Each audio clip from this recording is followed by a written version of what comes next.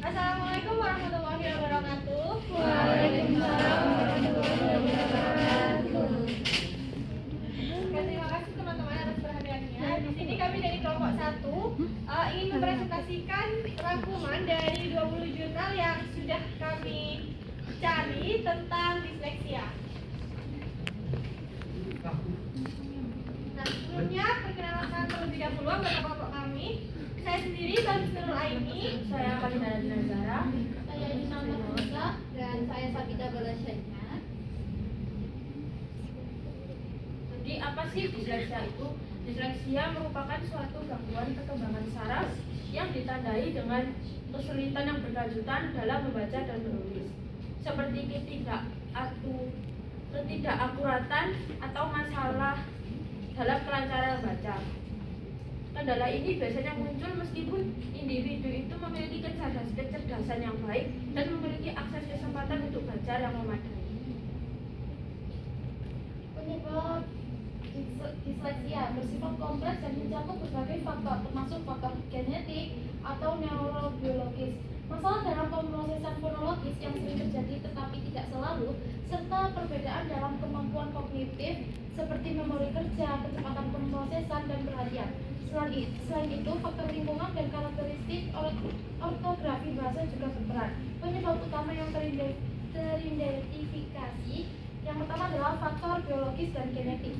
Disleksia memiliki dasar biologis yang signifikan dan sering diwariskan dalam keluarga.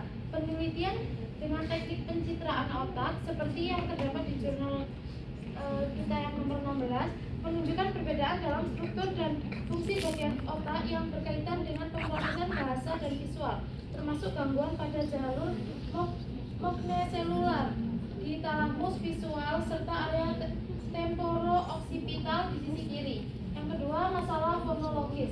Ini merupakan faktor kognitif yang paling konsisten dan diterima luas. Orang yang memiliki disleksia mengalami kesulitan dalam memproses dan mengubah bunyi bahasa yang merupakan dasar bagi kemampuan membaca. Kekurangan ini menghambat untuk mengaitkan huruf dengan suara atau penguraian. Yang ketiga adalah masalah dalam pemrosesan suara dan visual.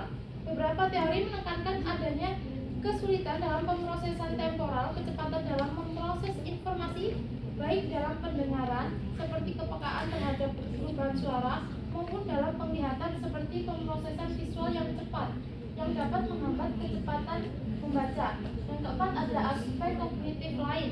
Faktor kognitif lainnya juga mempengaruhi, termasuk memori kerja, penamaan cepat, rapid automated naming atau RAN, serta perhatian, terutama perhatian visual spasial.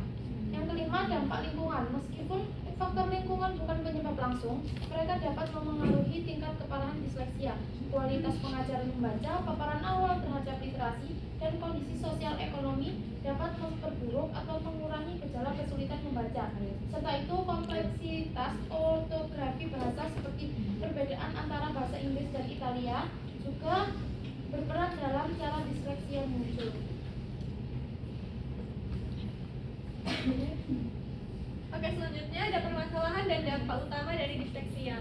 Yang pertama, ada dampak akademik yang menetap. Nah, di sini disleksia kan kesulitan membaca dan itu mempengaruhi pada kesulitan menulis juga, serta mengeja beberapa kata-kata yang berat. Nah, hal ini itu menyebabkan kesulitan akademik yang terlihat sejak anak-anak di usia 7 tahun, berarti sekitar sekolah dasar gitu. Yang mana hal ini tuh bisa berpengaruh sampai mereka dewasa.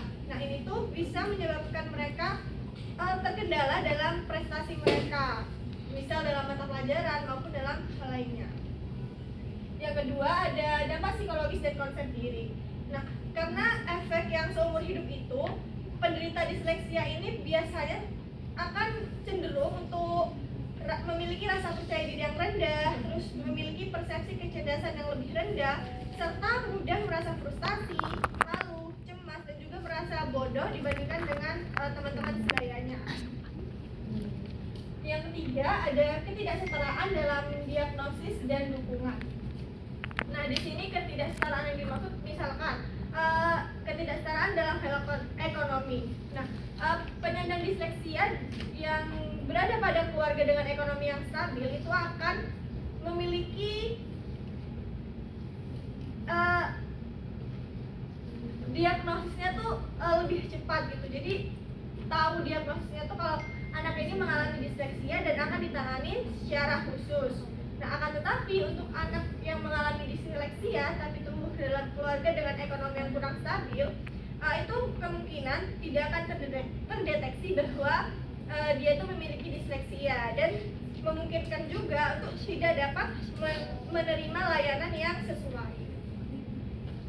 Yang keempat, ada dampak sosial dan stigma.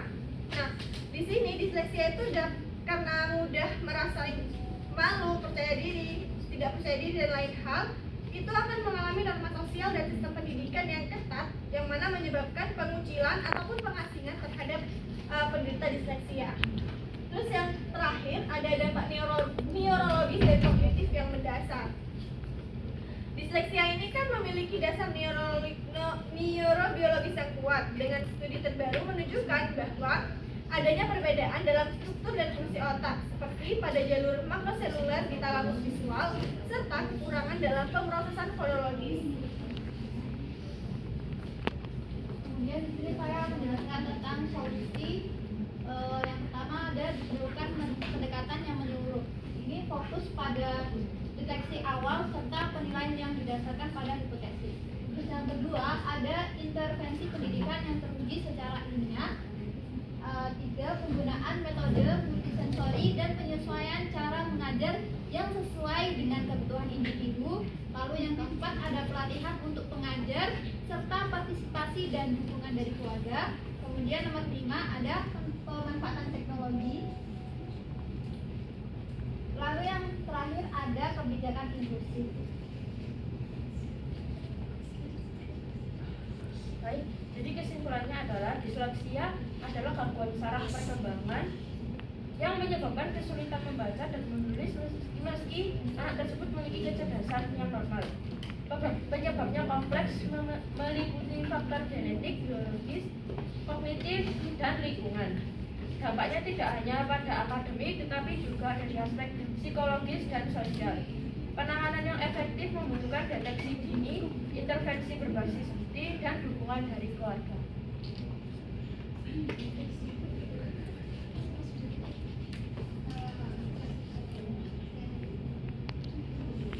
Baik, sekian pemaparan materi dari kelompok kami. Jika ada yang ingin ditanyakan, silakan bertanya teman-teman. Nggak boleh mateni.